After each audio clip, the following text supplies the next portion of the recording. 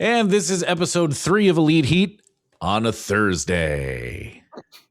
Here's why. My wedding anniversary happened to fall on Wednesday this year. And and so it was like, well, I should probably spend it with my wife and not watching wrestling because I enjoy being married slightly more than I enjoy doing this podcast. Oh, slightly. Wow. I feel pretty good about things then. Well, you should. You should.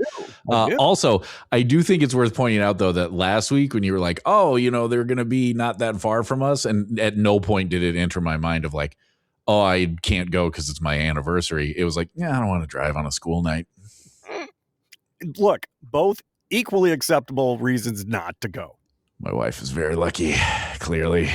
So lucky. However, it worked out really well because if you go back to, was it the first episode where we talked about Mox dissing you twice? Yes. Do you know today is the anniversary of that? I do know that. So we should tell that story. I think I messaged you that today. Oh, yeah, you're right. You did. That's how I knew it. I mean, I knew it anyway. I know you did. I have it. You had that in you. I have it as a calendar reminder. The anniversary of Doug getting dissed by Mox twice. But anywho, well, I guess we could just start with that. So if you go on HBO Max and you watch the, I guess, December 4th episode from 2019. I think it was like the second or third Dynamite. It was early. Well, they debuted in October, so they were 2 months in. Yeah. I think what you're thinking of is when they came to town to promote it. That could be it. Yeah. It was literally the Thursday after Dynamite debuted. Yes, there we go. That's what you're thinking of. Yep. But so you and I and two friends of mine were ringside, and if you go watch it on HBO Max, the camera runs right up to us at the start of the show and freezes on us. Yes, it does. Holds the shot on us. Yes, Mox, when he came by, people stick their hands out, whatever, right? Mm-hmm. He fist bumped me twice and just completely skipped over you each time. Yeah, he did. He sure did. He didn't even look at me. He didn't. It wasn't like he sized me up and went, meh. I didn't even get a dismissive glance. Yeah. It was just, oh, Tim's here. Boom, bada bing. Huh? I remember turning to you, Doug, and going, what did you do to piss him off? I don't know. Clearly something. I don't know. Maybe it's when I said Ambrose and he. Oh, that might have done it. Yeah, that might have done it. Yeah. You know what I think it is? I think it's that you don't bleed enough. He set such a high bar for that. I know, but you might want to consider it. I'm just saying. Okay.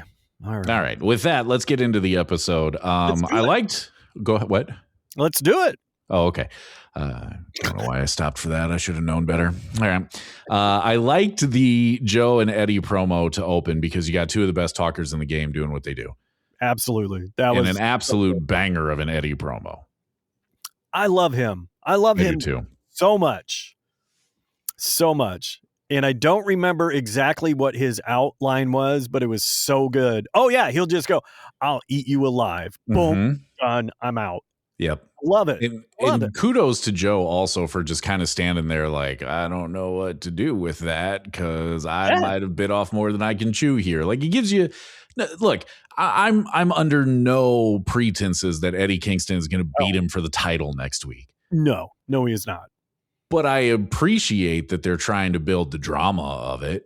Yeah. Because I'm on board with that. You're always going to know Eddie's going to go in there and he's going to fight like mad and he's going to look respectable and he's going to look good.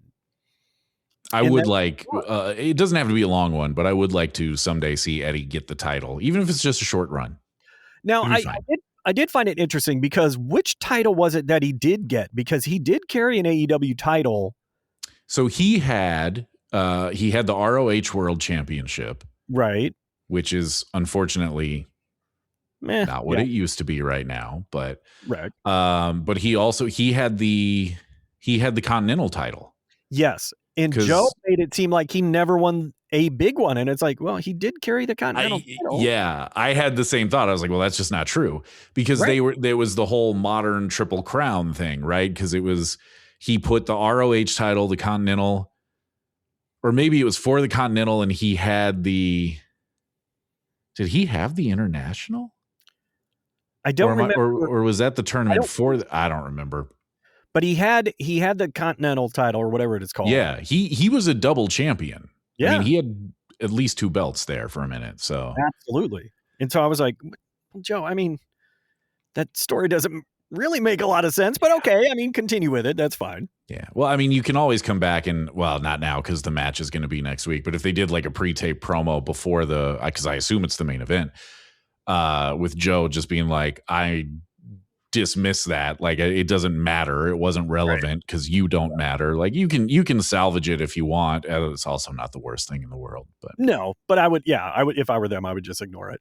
But love that bit. Yeah. I loved Joe being the smarmy guy and Eddie just being Eddie, and I loved it. And then you got the Opps promo, which was fine. Yeah. I don't think Hook is the best talker. Mm-mm. Powerhouse, I thought, did okay there. What made me laugh, though, was them being like, everyone's gunning for these trios titles. Literally no one is. No. Literally no one is going after it. I hate to tell you, if Dark Order is who you're fighing, no one's coming after. No one's going. Yeah, exactly. Exactly. Don't get me wrong. Love seeing Dark Order. Dark Order? New tag team. I love seeing Dark Order on Dynamite. Mm-hmm. But again, no way they were winning that. No way. No way. I wrote down when they were doing the backstage, I wrote down more Dark Order, please. Absolutely. But again, nobody thought they were winning that match. No. Nobody thought that. I did like the tip of the hat with Hangman coming back and them going, wait a minute. We love you. We know you want his blood. You gotta let us win or lose this on our own, and then you can do whatever you want. Don't blow this for us. Yeah. I liked that callback to their relationship. That was good. I agree. I liked that. Then we got Okada and Pac in the Continental Classic. Man, this card was so stacked. It was crazy. I watched that match a second time because I was like, I need to see this again because there were so many what could have been almost at least pay-per-view co-main events. I mean, my gosh, Okada and Pac, give me a break. That was ridiculous. Yeah, I mean, they loaded the Continental Classic. Yes, they did. No doubt about that. Yes, they did. I thought it was a really good match. I love this version of Okada. Yeah. I love what he's doing right now. He's genuinely funny. But still out there murking people. I mean, he is. But I like how he won, but they're painting him not just as physically dominant, but he's cagey. He's the guy that's going to squeak by and win because he's smart and he's a tournament wrestler. And so they really did a good job of building that narrative up and playing that story out during this match. I thought it was really well done. I agree. I thought they did a really good job with that. Here's where I get a little nitpicky. Again, I admit it. Yeah. I don't love when any wrestler does I'm going to bounce off the ropes a bunch of times because they're gaining momentum.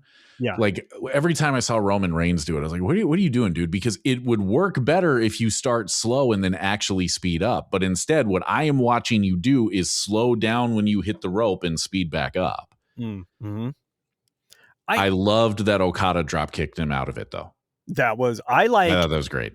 How he finally hit it, but he had to try like 3 or 4 times. I thought that was really, really good. Yeah. And I do think I'll slightly argue. I think Pac does a good job of making it look like he does get faster coming off those ropes. But so the first time he did it, I thought so too. But watching it, so I watched it tonight on a Thursday. Watching it tonight, I could see him have to take the hesitation when he hit the ropes. Okay. You know what I mean? And so like, it's one thing if you can build it. And the first time he did it, I thought he did. And I don't know if it's a camera angle thing where they just had the wrong angle on it tonight, or I don't know. We got a new Fire Stick that streams better. Maybe that's the problem. I don't know. But I just don't love that. And it feels a little cartoony 80s to me. Okay. Again, I fully recognize I'm being very, very nitpicky right now. And that's fine, because with a match that good, because I'm going to keep doing it. With a match that good, though, I mean, that's really all you can do. And even with that being said, I do think the way they played it out was about the only way to make that believable and work well, even within the context of this match. I thought it was well done. Okada rolls out the first time, just completely bails on it, drop kicks him out of the second time, and then the third time he's finally able to just clock him. So like that. No, I agree. It was a good match. Does Pac look huge lately? My God. Yeah, I don't know if he bulked up or if it's like, I don't know how this would make him look bigger, but the only other thing I can think of is he switched to the singlet. And I was like, does that somehow make him look bigger? Maybe, but he just looks enormous. Yeah, I think he bulked, which, Swerve bulked up too. Swerve is bulked up. He looks good too. But man, Pac looks amazing. Amazing. I have bulked up as well. Me too. Very, very different way. Yes, samesies. I did like the finish. I like the kind of skin of his teeth way he won. So hats off. That was a well played match. I liked it. I do think they're doing a nice job of saying, look, Okada's the greatest tournament wrestler ever, but he might not make it out of this. Right. Like, they're giving you those seeds of doubt. 100%. Yeah. Which I like. Promo heavy show, which is probably fine. But the Briscoe promo, I think, look, it's Mark Briscoe. I'm never going to have a problem with that. I'll tell you what I do want. I want an international ass whooping t-shirt. I thought that was funny when he said it's going to be an international ass whooping. Yeah, I'll take one of those, please. Thank you. Yeah, I'll take that. But that was fine.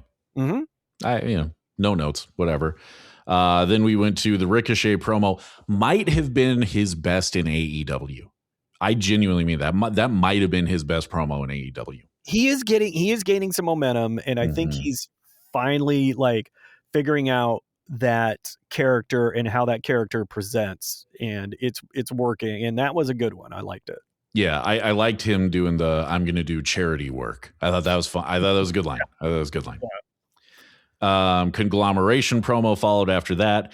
Thought it was a little weird to split that. I get the Briscoe one by itself, and then you do another one, and then you kind of come back to him. I thought that was a little bit weird in terms of the layout of the show. Yeah. Even with Mark Briscoe, I only thought that one was okay. Well, with I want to call him Kyle O'Reilly, but that's not his name. No, Roderick Strong. Roderick Strong. I constantly get them in my head confused. But Roderick Strong, he's another one of those guys that, he's good. Yeah. He doesn't have much of a personality, and he seems to be lacking, without his cohorts and his running mates. But I'm also a little bit over the whole, I'm not part of the conglomeration thing. Then, okay, then don't be. Then why are you standing around with them? Yeah, why are you hanging out with them? Then just don't be. I did like Orange's response. I don't think he saw me here. That was great. I actually wrote down that Orange Cassidy saved it with that line. I thought that was tremendous. And Renee's like, you were standing right there. I would watch a 30-minute TV show of Orange Cassidy and Renee. Oh, yeah, they are great. Yeah. So good. So then they went to that hospital footage of Darby. Mm-hmm. What do you make of that? I don't know. Neither do I. I don't the only thing I can think of is something happened, and during a cursory medical checkup that they found something else, and that's why he's in the hospital, and they're just being super cautious, or it's some weird elaborate work, and that's footage from when he was in the hospital previously. I don't know. Yeah, so I think it's some sort of work. I don't think that that's a real hospital that he was in. Because I don't know how you shoot that in a hospital. You know what I mean? Mm-hmm. I think it was kind of supposed to be security footage almost. Yeah, security cam footage, but it also was sort of cell phone video, and I didn't understand it. I think it's a weird elaborate work. I think you described that very well. I just have no idea where we're going with it. Either it's or maybe it's a combination, right? Where like it's what you said of he did get dinged in the first match, which wouldn't surprise me. Right. In that match last week. And now he can't go, so they got to figure out how to write him out of it to keep the tournament going, or I don't know. I don't understand where we're going with that. No, I don't know. I guess we'll see, but I don't. Yeah. I felt it was weird. It might also be this just popped into my head. It might be a way to help explain him losing, because he's another one that I'm like, well, he's not making it to semifinal. No, I don't think. No. Because isn't he in the same league with Okada and Fletcher? Do I have that right? Possibly, yeah. Because if he is, and he's not making it to the semifinal. No, he's not going to make it. No. So that might be part of it to explain that out. I don't know. I guess we'll see. Yeah. But some of those coffin drops they look horrendous. So yeah. I don't know how he doesn't have permanent whiplash and just constant CTE. Yeah, don't get me wrong. Like I said before, he's not going to be able to walk by the time he's 45, and so it wouldn't surprise me if they come back with like, oh no, it's legit, he's hurt. But I also feel like, again, sitting here on the day after the show, I feel like that would be out there, right? Yeah. Like the dirt sheets would be going, well, there's rumblings that this is a shoot thing, and we haven't seen, at least I haven't seen that. So. Well, what makes me think it isn't is I did see one headline that says Darby Allin legitimately hurt. I'm like, okay, makes me think he's not. Let me be real with you. I spend most of my time when I'm supposed to be working reading wrestling dirt sheet rumors. I didn't see it today, so what? I saw it somewhere. I thought it was today. I think it was today. It was one of those. I mean, I might have just in my missed feed, and I scrolled by it. I didn't click. Yeah, on it. yeah. I mean, we'll see. We'll see where they go. After that, we got Kevin Knight, your boy, and Kyle Fletcher. Kevin Knight's good. That was a hell of a match. It was so good, front to back. Man, that was great. Kevin Knight, he is, you know how they used to talk about the 4 pillars? He is one of the potentially the new pillar, and you can stack him up there with Kyle Fletcher, because those two. Yeah. You mentioned the other day, give that right into my veins. Yep, I'll take that match over and over again. He's so good. So They were great. And I'm glad you got to see him do that coast to coast after you couldn't see it. Okay, that was my nitpick. Okay, hit me. That angle that they shot it at was garbage. Yeah. You can't see how far he's going when you're shooting from the point of view of the corner.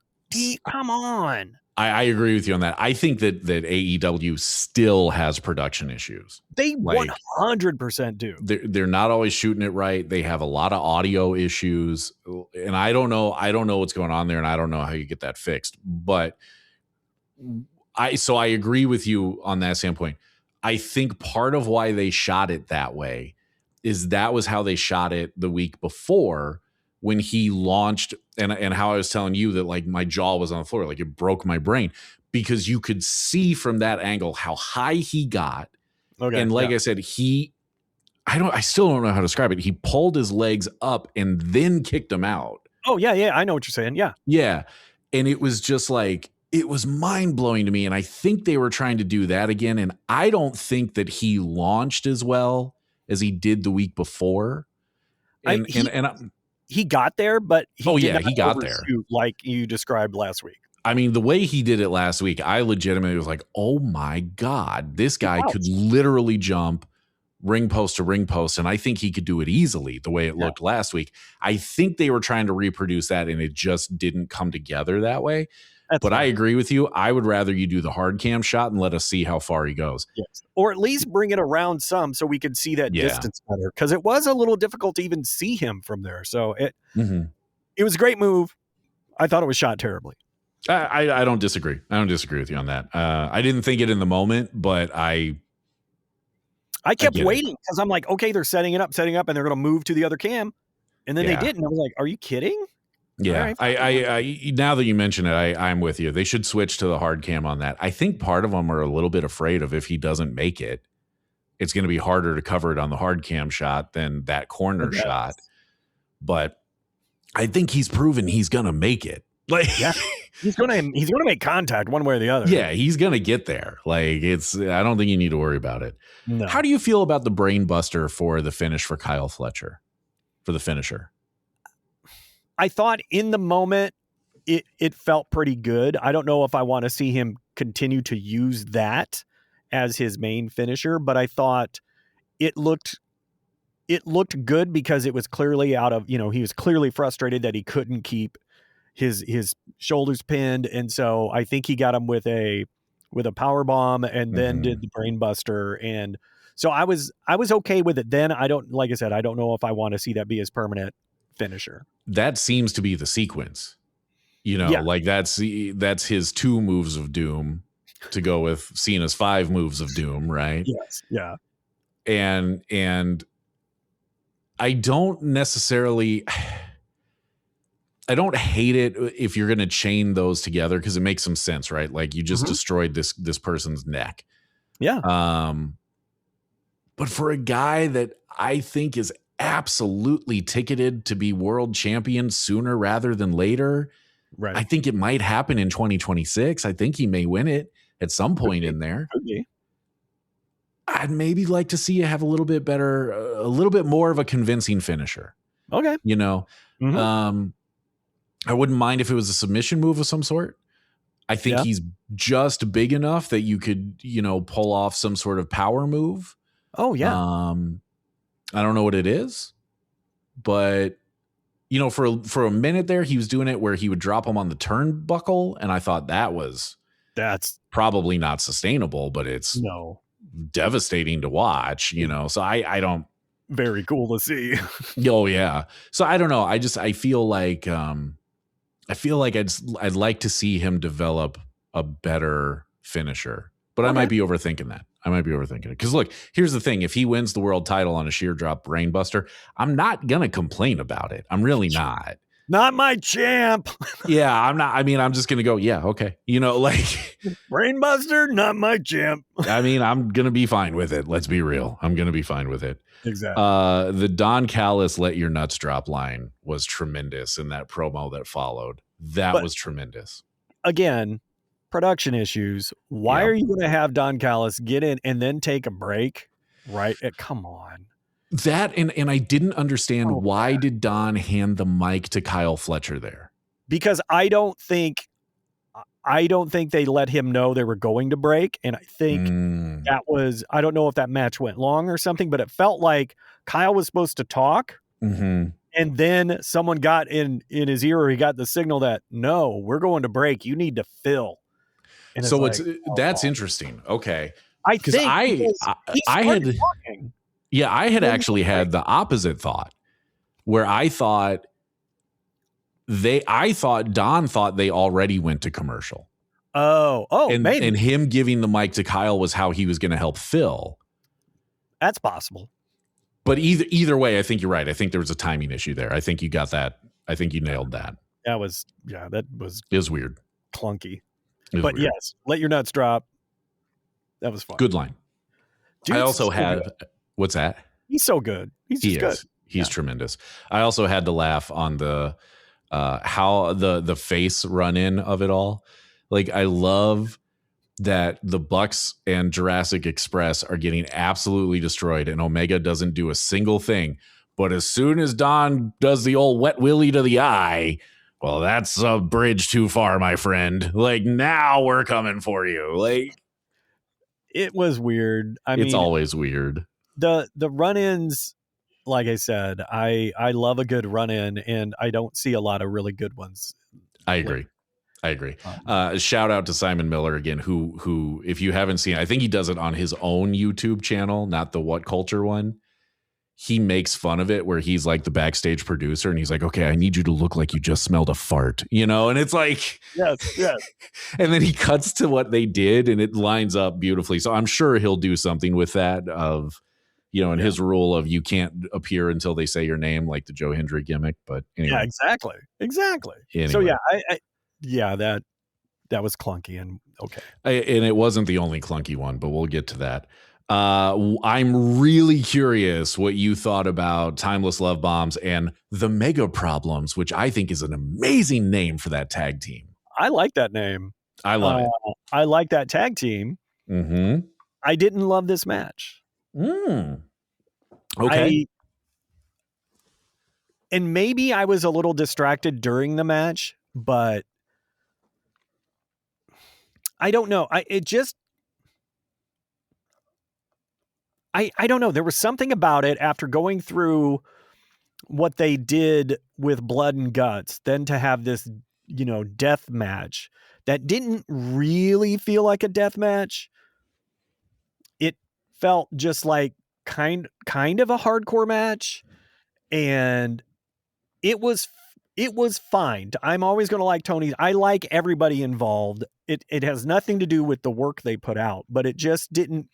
It felt unnecessary, and I understand why they had Tony call for a death match, because it shows she's not afraid to meet them on their terms and still beat them, and I get it. Them going over is fine. I think it's clear now they are going to be the champions, but maybe I'm wrong. I was only, it was fine. I didn't pouch for it, but yeah, it was fine. Yeah, so for those of you listening and that don't watch this on YouTube, I was vigorously nodding in agreement. I agree with everything you said there. I have never understood the stipulation from the jump. And we talked about that, I think, in the Full Gear episode, in our first episode, of like, I don't understand. I never understood it. It never made sense to me okay, the shoot logic of it is I want to extend the tag team tournament, the women's tag team tournament. I want to get these 4 teams on the Full Gear card. So fine, we'll have it be the winner gets to pick a stipulation for their match. Okay, fine. Little weird. Probably could have done one of your all-star 8-woman tag teams that used to be Tony's favorite thing before he got onto the money matches. Wait till we get the all-star 4-team money match. It's coming. But you know what I mean? Like, you could have had the 4 faces and you could have had the 4 heels, and you could have just done, and then the winning team, the winning 8 or the winning 4 people, both then got to pick stipulations, because I thought it was weird that only one team gets to pick it. Yep. I agree with you that I get the logic of, like you said, we'll meet you on your territory. We're not afraid of you. But also, like, coming that close on the heels of Blood and Guts, it felt a little weird. But it was that retribution aspect too of making Tony watch, and so I get it. And again, on paper, it doesn't look terrible. I just felt it was unnecessary. And again, I would have much rather seen a match that went hard than, because it didn't go, like I said, and it's not that I'm seeking a death match, but if you're going to call it a death match, should be more of a death match. I agree. And I'm sure some of that is getting around copyright, because I don't think they can say hardcore. I think WWE owns that. Okay. I may be wrong, but I think they do. Okay. So that might have been part of it. I don't know. What I do know is my concern with it being that close to Blood and Guts was, I was like, you gotta keep people healthy. Yeah. you know, like. And this is where I got to tip my hat. And I thought Bryan Danielson is so good on commentary. I agree. Because he made that exact point. He was like, coming off Blood and Guts, you really got to pay attention to what you're doing and to put themselves through this so close after that and what they're doing to themselves now.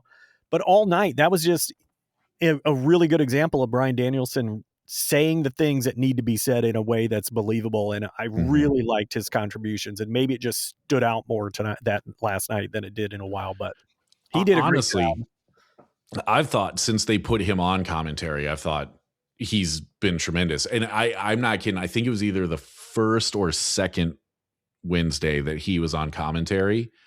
I texted my friend Mike, who you can also see on that episode of Dynamite. He's I'm in between you and him. I think I texted him, I'd be fine if Taz doesn't come back. And that's not even a shot at Taz. Bryan Danielson is that good, I think. And I was like, I'd be completely okay between Bryan Danielson and Nigel McGuinness. those are probably the two best color guys in wrestling right now. I mean, Corey Graves is up there. I like Corey Graves, but Corey's really good. Really good. You know, I and you throw in against, the work of the occasional work of Don Callis in there. Yeah. And you've got a really solid team to draw from on that. I like it. Yeah. And, you know, nothing against Taz, but like I was getting kind of annoyed with him prior to him going away because I felt like he was doing the whatever Jones like way too much. Yeah. Way too much. And I know again, to shout out another podcast, Chris Van Fleet had Bryan Danielson on. That episode actually dropped today. I've listened to most of it. And Bryan talks about the commentary thing, and I guess he only came in to do it because Taz had shoulder surgery. So I don't know how permanent this is, but I hope I hope he stays because he's so good. Well, he did also talk about like, he's like, yeah, the travel's actually really hard on my neck. So okay. I don't know. We'll see. It's a good listen, by the way. Yeah, just to put a bow on the Timeless Love Bombs and the Megaproblems, I wasn't surprised that the faces went over. We're going to get face versus face. The heels are going to chase. I don't think that's a bad thing. I know normally you do the opposite on the chase where the face is the one chasing, but I don't think it's a bad thing. I think particularly with the Megaproblems being, if they're the first ones up, and I think they should be, regardless of who wins, I'm okay with that. By the way, I agree with you that I think the Timeless Love Bombs win, but there is a part of me that wonders if the Babes of Wrath take it because they are so over. They are very over. And what I was just going to say is, what do you think the odds are that we see a Babes of Wrath turn? That's interesting. The only reason that I don't think they'll do it is they have now created a women's tag team landscape that basically consists of these four teams. True. And as I said, I read a lot of the dirt sheets. There are reports out there that Anna Jay's contract is up some point relatively soon and that she is not a guarantee to re-sign. Right. Yep. So you may lose Ty J, and that was really your only other team. I mean, like I said before, I would like them to revisit the Athena Mercedes team. And since they are pushing ROH more on Dynamite, especially tonight. And by the way, I get why they do that. 100%. Yeah. I think that it makes some sense to get Athena on TV, on Dynamite more. I should say on TV because ROH, unfortunately, is not on TV. I think it should be. That sucks. Well, I think Tony's holding out for... you're not going to get an AEW Dynamite type deal, but I think he's holding out for a better deal than perhaps ROH is actually worth in its current form. Probably, yeah. What I'm real curious by is Warner Brothers Discovery being for sale. If Netflix buys it, which they might, there seems to be a pretty strong chance that they're gonna. That suddenly becomes very fascinating to me, not just because of the WWE component of it, but like, do you just go ahead and put ROH on Netflix, or will they then finally put it on HBO Max, which is where it should have been this whole time? Yep. I don't know. We'll see. It's interesting. It is. I thought the video package they showed for the women, particularly teasing the Jamie Hayter, Chris Statlander title match, was good. I liked it. Liked it. Like I said, more Dark Order, please. Yep. Thought the Mercedes promo was good. I really liked that. I thought the angry Mercedes was really good there. Kind of makes me a little afraid for Red Velvet, not gonna lie. Oh, Red Velvet is going to metaphorically die. Yeah, I think it's going to be a bad night for her. Yes, it is. I would prefer Stokely be the only one that talks for FTR. Okay. I don't mind Dax and Cash doing it. I don't think they're necessarily bad. But when you have Stokely start the promo and then it goes to Cash, who is fine, but Stokely's so good that it's like, just let him talk. Just let him be the one to talk because he's so good that then when those two talk, I'm just like, yeah, you already got the point across, you know. Look, the FTR likes the old school. They should pull a Bobby Eaton and not say anything. Just stand there. Yes, I agree. Stand there. I agree. I think that would be great. Look bored like Bobby Eaton used to. Just look bored and then walk away. Yep. Let Stokely do all your talking. Yeah, I totally agree. That led us to Dark Order versus the Opps. Look, nobody thought Dark Order was winning, which is a bummer because I like Dark Order. I'd like to see more of them, but nobody thought they were winning. What was that bottle spot from Hangman after the match? It didn't break, right? No. And here's the thing is that if it was supposed to, again, you talk about the production issues or whatever, the way they shot it, it was obvious he missed. Oh, and yeah.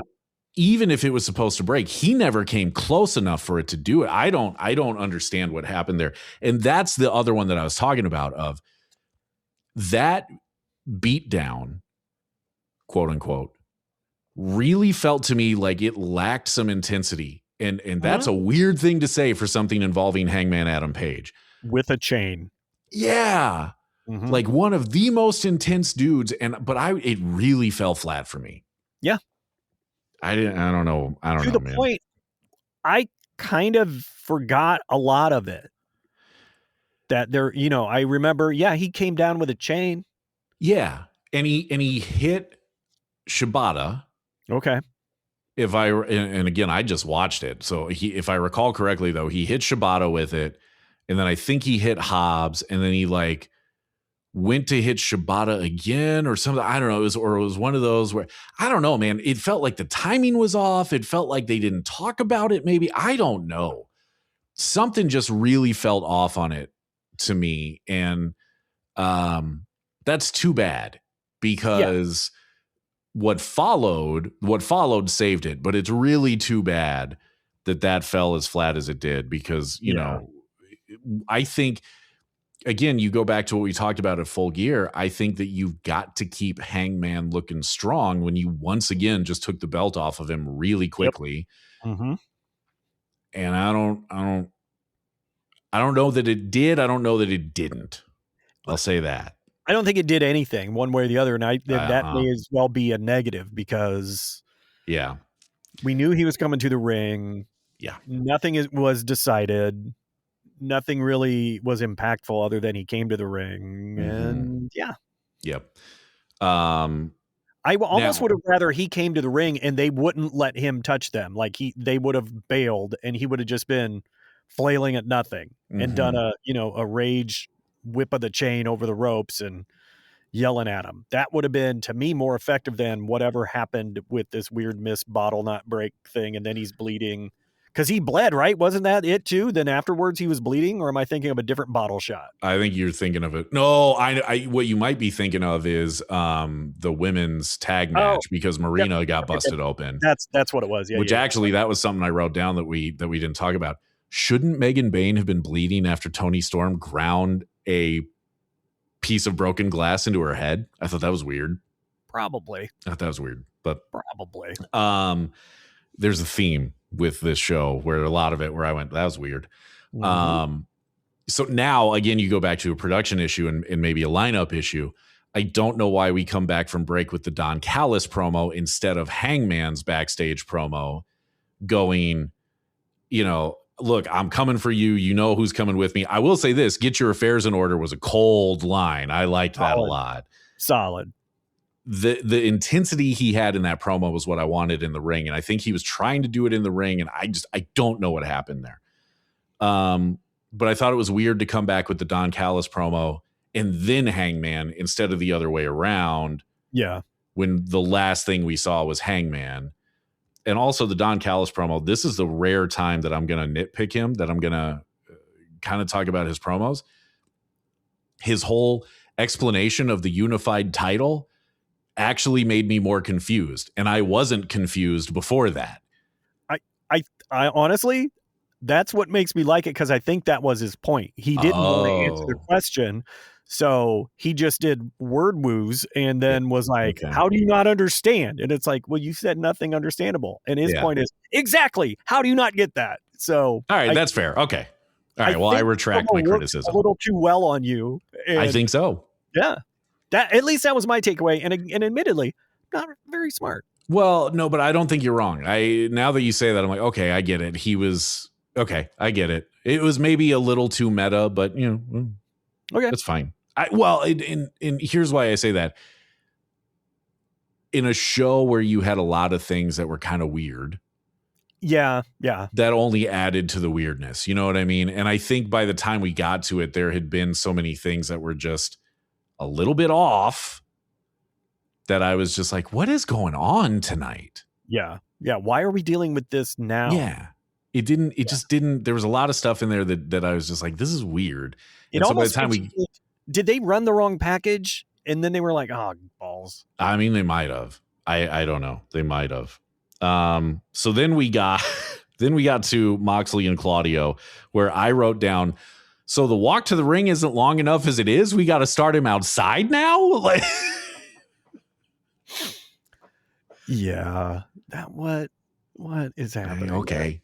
Also, Renee saying, I actually spoke to Jon Moxley earlier. Will never not be funny. It's always humorous. And I'm like, can you just say I talked to John? Just say John or my husband. Yeah. We know. Everyone knows. We know. You've talked about it. My wife knows that they're married. And I turned to her and I said, I was laughing and I was like, that would be the same as me saying, well, I actually talked to Kristen this morning over breakfast in between letting the dogs out. And she said, and this is what she had to say. Yeah. Anyway, that will never not be funny to me. It is weird. Yeah. What'd you think of the match? It was interesting. Honestly, I really liked the ending because I was getting to the point in that match where I was like, holy crap, this is the one that's going to be the draw. This is the draw they're going to use. That's what I thought too. And then literally as I'm thinking that, boom, uppercut, pin. And I thought, okay, that was a pretty clean uppercut, pretty clean pin. Mm-hmm.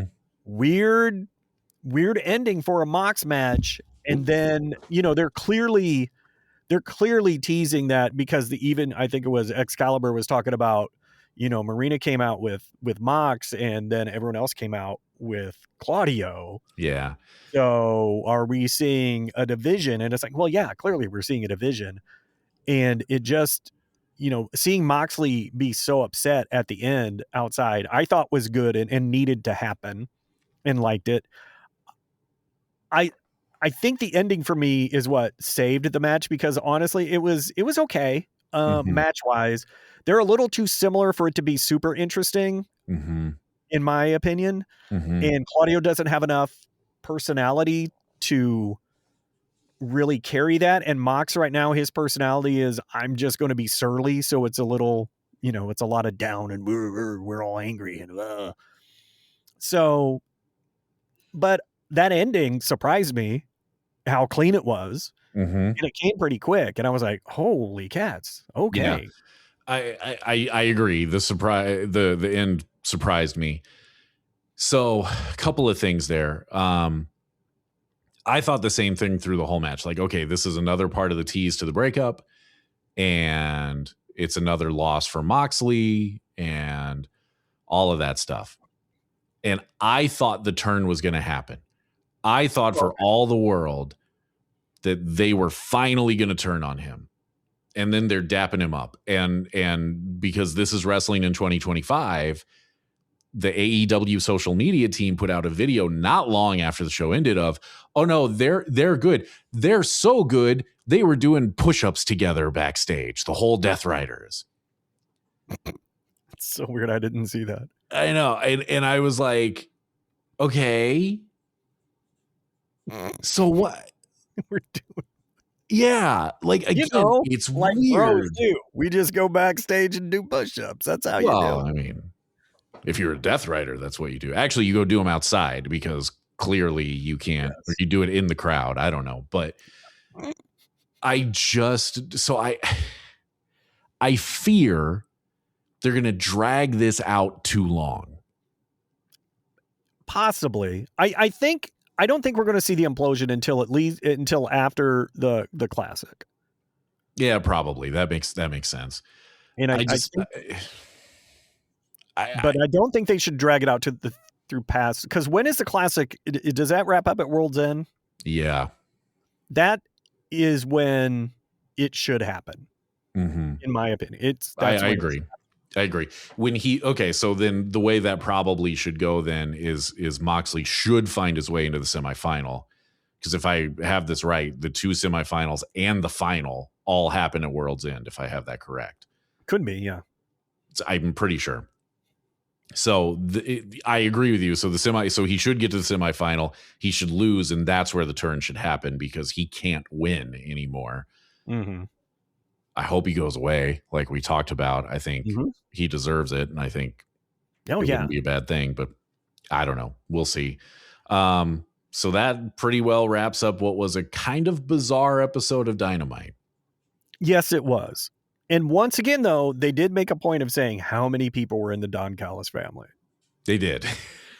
They did. Which is so funny to me that they keep pointing that out. Well, and I can't wait for that breakup either. Right. And that's what I was going to say. I think that's where we're headed. I think that's why they're pointing that out is we know it's bloated and we're doing it on purpose. 100%. Yeah. So, what was your highlight of the night? Ooh, that's a good question. Probably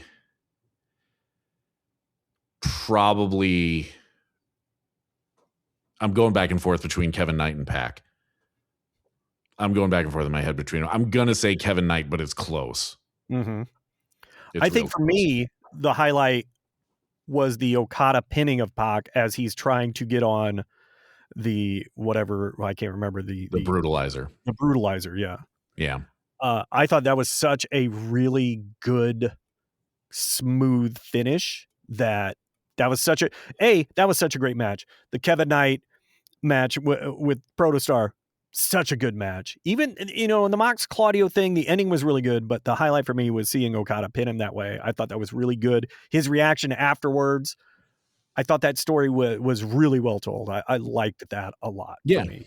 Yeah. I think the only reason I leaned towards just Kevin Knight in general is I am fully on board the push him to the moon train. Yep. But please take it slow. Take it slow. Don't put him into a title situation and then have him lose and then go, now I don't know what to do. Yeah. Yeah.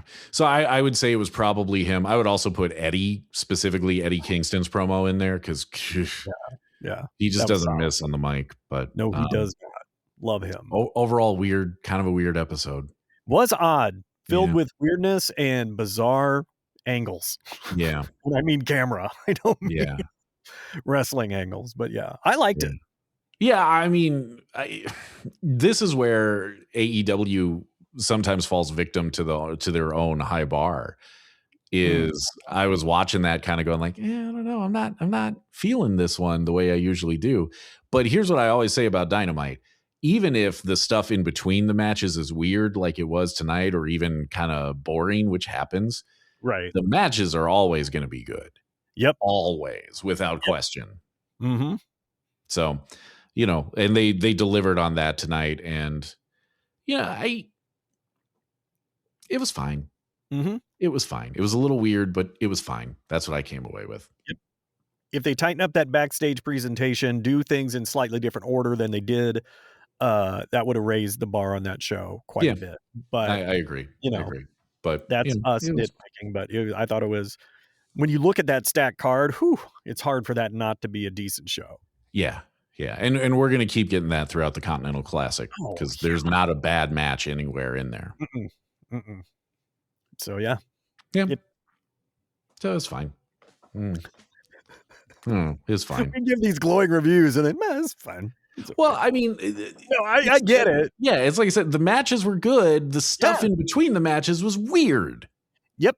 And there was a lot of stuff in between the matches. So maybe if they would have showed everyone doing push-ups between matches, we would have liked it better. While bleeding, I think that would have been the key.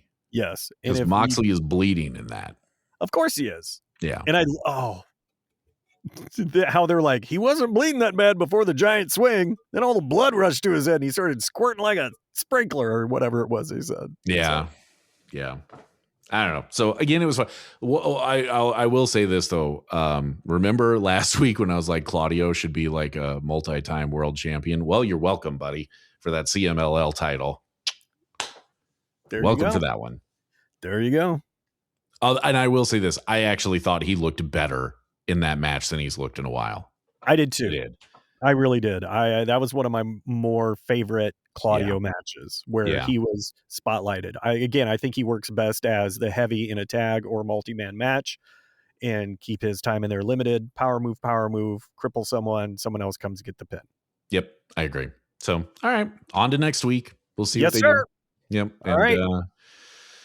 I don't even know what the card. Well, we won't know what the card is going to be for next week, but there's going to be some bangers out of the Continental Classic. I can tell you that. Yep. So until next time, make sure you like, share, subscribe, do all the things, make the clickety clicks, or you just tell someone about it. Tell someone about the show. That helps. Honestly, do all of the above. You have the time. Let's be honest. Do it. If you made it this far, you have the time. Also, BlueChew, where you at? I need to go figure out who's in charge of advertising over there. Let me just say, get rejected by them. Hold on. Let me just the sound. Well, no, see that if I had BlueChew, that would have been a full on.